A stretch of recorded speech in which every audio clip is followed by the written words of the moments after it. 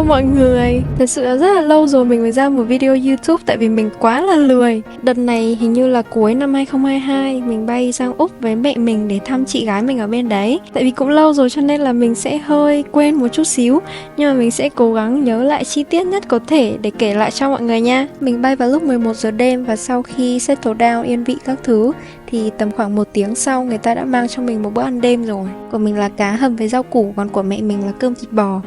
Mình nhớ là nó không có ngon lắm nhưng mà được cái pudding thì ăn cũng được. Ăn uống các thứ no say xong thì mình xem Pitch Perfect, xong mình đánh răng rồi đi ngủ thôi.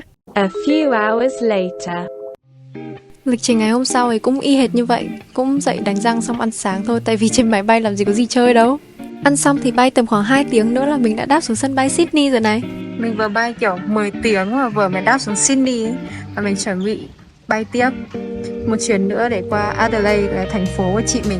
Còn 5 tiếng nữa sẽ được gặp con gái, mẹ cảm thấy như nào? Rất là đang rất phấn khởi đây.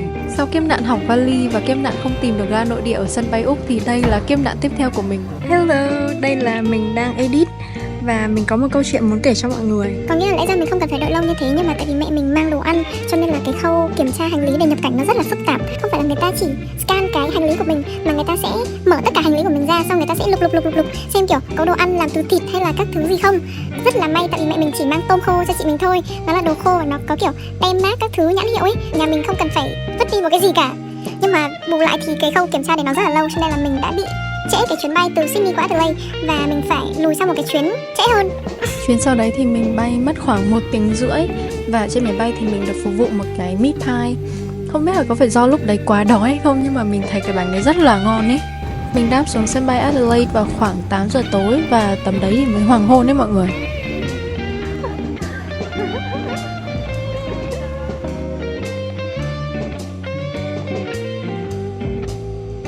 Bonsoir. Bonsoir. Tu t'appelles comment? Lại quên. Je m'appelle Nhung. Chuẩn luôn.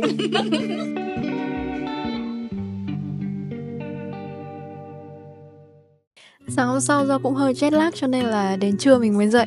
Tại vì dậy cũng muộn ấy cho nên là mình ăn trưa ở nhà luôn. Xong rồi đến chiều thì mình với cả mẹ mình bắt xe bus đi ra City Center để đi chơi. Có một câu chuyện là sáng nay mẹ mình dậy sớm hơn mình rất nhiều, cho nên là mẹ mình đã đi ra vườn của chị mình và hái rất là nhiều dâu tằm. Và bây giờ mẹ mình nhất quyết đòi đi vào City Center để mua bằng được một cái, không phải một cái mà là 2 cái lọ thủy tinh để ngâm cái đống dâu tằm đấy. Mình mua được một cái mũ bucket màu hồng này, đáng yêu không? Ngoài 2 cái lọ ra thì mẹ mình còn khuân về một đống cây giả, xong rồi một đống bánh kẹo về để làm quà cho bọn trẻ con ấy. Cái này này, tôi rất thích cái này này. Sau đấy đến giờ chị mình tan làm và chị mình đã dẫn mẹ mình và mình đi ăn tối. Nhà mình ăn ở một quán đồ Thái tên là Star of Siam. Mặc dù trông mình ăn rất là ngon miệng ấy, nhưng mà công tâm mà nói thì nó không ngon bằng ở Việt Nam đâu ấy. Buổi tối ở đây người ta đóng cửa hết ấy, cho nên là không có gì chơi đâu mọi người. Cả nhà mình về nhà ngâm dâu. Sáng ra mẹ mình hái rất nhiều dâu. Rồi mua 2 lọ to như này để ngâm.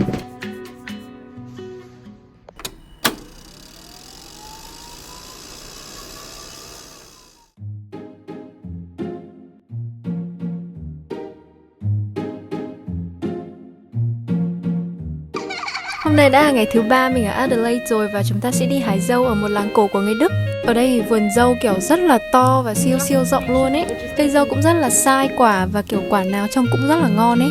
Và ăn cũng ngon luôn, kiểu nó rất là thơm, xong rồi nó rất là juicy luôn ấy. Và một điều đặc biệt đó chính là mọi người có thể ăn dâu thỏa thích, kiểu ăn bao nhiêu cũng được ở ngay tại vườn mà không có một ai giám sát hết. Nhưng mà nếu mọi người muốn cầm dâu về để rửa cho nó sạch sẽ đi ấy, thì người ta sẽ trả tiền cái phần dâu mà mình cầm về đấy. Nó chín đều ấy.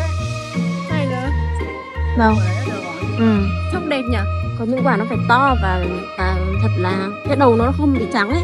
Đây là thành quả. Đấy. 3 rổ Đây dâu. là của mẹ này. Em là cô gái hái dâu. Quả dâu ngon không? Sống với đôi đến kệ như vậy. Bây giờ chúng ta sẽ đến làng cổ của người Đức. Chụp cho mẹ kìa. Mấy tòa nhà ở đây kiến trúc đẹp nhỉ? Nhà mình đã vào một quán đồ ăn Đức để ăn thử. Và cái set mà mình gọi thì có chủ yếu là cánh gà, có xúc xích Đức, có sườn nướng và bánh pretzel. kiểu kiểu như vậy. Đối với khẩu vị của mình thì nó hơi mặn một chút nhưng mà vẫn rất là ngon nhá. Mình cũng uống thử cái bia xoài khá là lạ và hay. Ăn xong thì nhà mình lại đi dạo vòng quanh để tham quan tiếp. Mẹ mình rất là thích cái meat pie ở trên máy bay hôm trước ăn, cho nên là mẹ mình muốn mua một cái để mọi người về ăn tối. Mua bánh xong thì nhà mình đi về thôi. Đi về ăn dâu xong cả nhà nghỉ ngơi các thứ xong rồi ăn tối luôn. Thế là kết thúc ngày thứ 3 của chuyến đi này.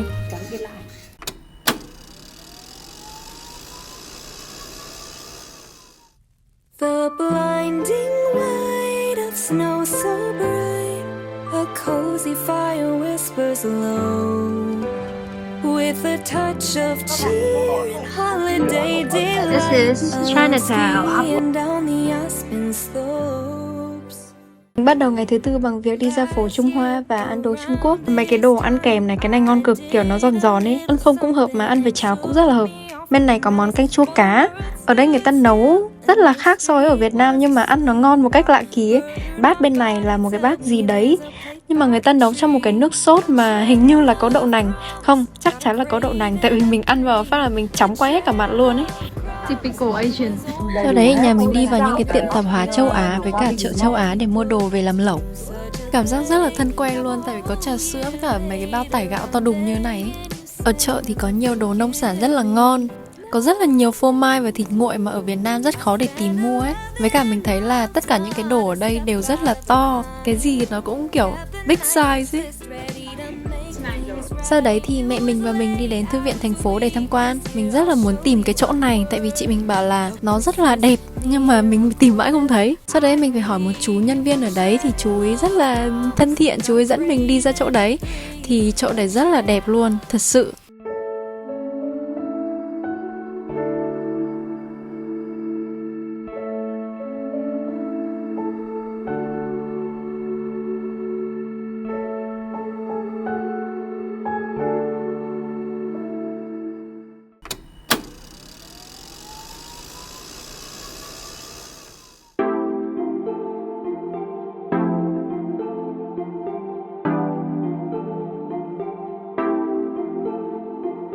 Tại vì đợt đấy chị mình không xin nghỉ phép được quá nhiều cho nên là sáng hôm đấy mình lại ở nhà nghỉ ngơi thôi. Xong rồi đến lúc chiều chị mình tan làm thì chị mình dẫn mẹ con mình đi biển.